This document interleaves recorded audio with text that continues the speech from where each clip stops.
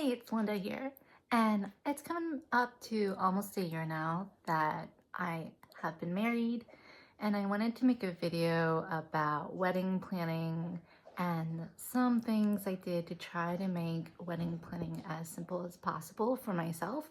Weddings and planning weddings or large events can be very stressful.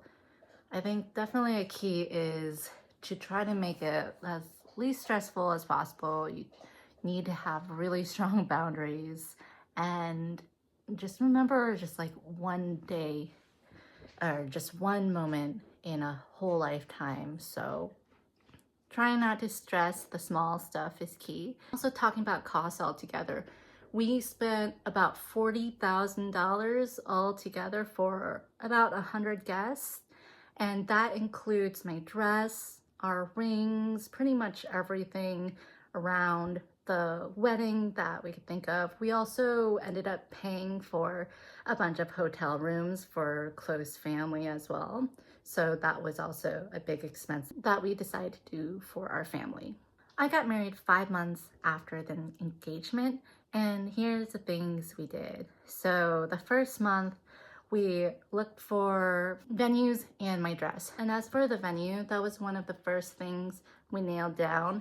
I emailed a couple places and we were either gonna get married in the spring or wait until fall. And 5 months out is pretty last minute for a lot of venues. So of course, there were some that weren't available and some that did have availability. And so we kept a list of them. And I went to visit the first one, and we chose to go with a Marriott hotel that had a large event space. And I went with, my husband and I went with both of our moms to take a look at it. And it was perfect for us. So luckily we got to choose the first venue space that we visited. The other spaces that we were thinking of, they were solely only event spaces. So people had to stay at different locations outside of the venue. We had to provide for a lot of things like our own catering and a lot of other things. Whereas Marriott, they had provided pretty much everything we needed. I wasn't planning to have a day of coordinator or a wedding planner, but the Marriott provided a day of coordinator for you. And the day of coordinator was able to be the point person for their own Marriott catering, the whole event space setup, lighting guys. She even had another assistant day of coordinator too that helped us through the planning. So that was super immensely helpful, and that was included with the price. There were so many things I loved about choosing that Marriott space. It was a smaller Marriott, so it was more affordable, and it was all on one level. We had some people that had disabilities, making it hard to go up and down any stairs. So that was important to me with accessibility as well. They had great food selection. We got to choose and have a tasting with their chef. They had decorations and also extra packages you could buy. They were able to partition part of the ballroom off so we could have a traditional Laotian ceremony. I didn't really have too many requirements of look and feel for my wedding other than our favorite colors is purple and green. So I wanted to have those colors incorporated somewhere, and maybe gold, purple, and green would be the theme. But other than that, the look and feel was not the most important to me. So pretty much what the hotel provided with plates and chairs were good enough for me, and it was still really nice. Their starting price for 100 people is about $15,000, and we ended up adding a little bit more, so it raised up with adding hotel rooms for some of the guests and also some additions like lighting, which we thought would be a nice touch and stuff. I'm getting PTSD of people yelling at me that there's no underplates and that we should have nicer napkins and that there shouldn't be any white flowers or roses. Like, I'm getting PTSD. So first month was choosing the venue and locking down that date and going wedding dress shopping, and also sending out invitations. It was really important for me to send out the invitations as early as possible. We had some people flying in, coming from overseas. So planning a wedding in 5 months, I wanted to send those invitations out.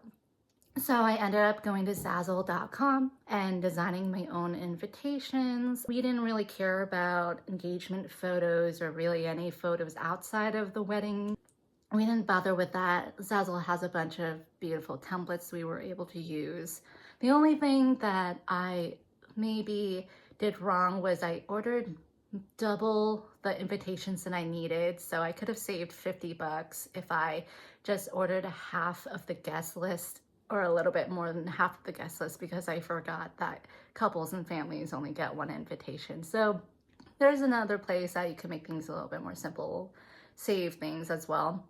I didn't realize that most wedding dress boutiques and places recommend that you order your dress maybe 8 months to over a year ahead of the wedding. So it could be specially made for you and it would come in time. So because I went during kind of a last minute time, they allowed me to get any of the sample dresses. So anything that's already off the rack. Found a dress that was a couple sizes bigger, but it was perfect for me and I could get it sized down later. And I just went to one boutique. I didn't want to fuss too much. Luckily, I found a dress I really loved at the first boutique. And I tried on about 10 dresses and I took my mom.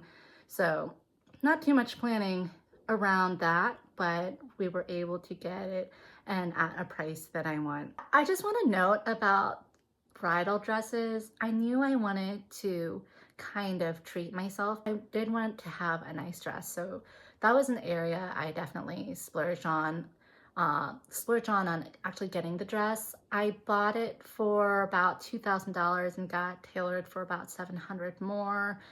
So it was almost a $3,000 dress at the end. And I thought that was already expensive in my mind. And I've had friends where they've used dresses for much cheaper and they still look so beautiful too. And for some reason, I got obsessed with watching Say Yes to the Dress after I had my wedding, and I never really watched that show much before. And I'm just so glad I did not do too much of like Say Yes to the Dress or too much of wedding planning or Pinteresting before I got engaged, because there's like this crazy level of cost now for all wedding items, and on social media, on TV shows. Like Say Yes to the Dress says that like $3,000 dresses are their budget brides now. So like I'm just thankful that I never really was into that before my wedding, because I mean, knowing me, I'm like pretty frugal, so I probably still would have found a budget dress. Yeah, that's just like something I wanted to mention, that there's a lot of outside influence to spend loads and loads of money. I went a little bit of the non-traditional route with not having a bridal party, not having any bridal shower, or really much of any like bachelorette party or anything. So I didn't really plan too much before the wedding or have to coordinate or deal with that stuff. I had a dinner. I hosted some gal friends for dinner and I called that my bachelorette party.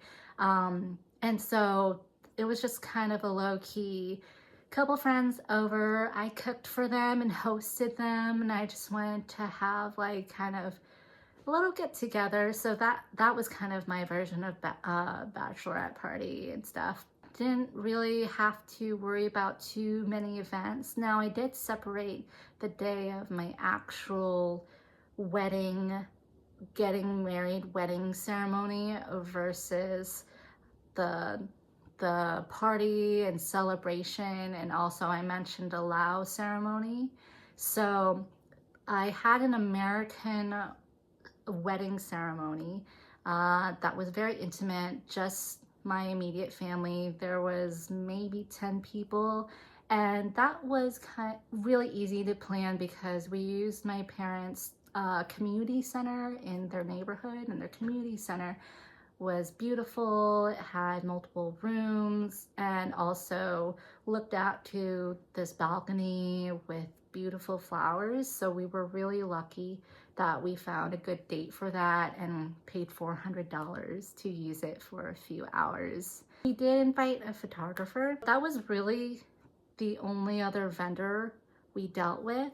My parents had family friends that had a band, so they graciously did our wedding. Okay, going back to the ceremony, so we invited the photographer to that as well, and I guess she just didn't have it on her schedule or something, and she totally forgot about it. So we could have maybe resolved that if we emailed her the day before, but we were planning things leading up to that day. I'm on the phone with my fiance. He says, like, I got a hold of the photographer. She says she's on her way right now.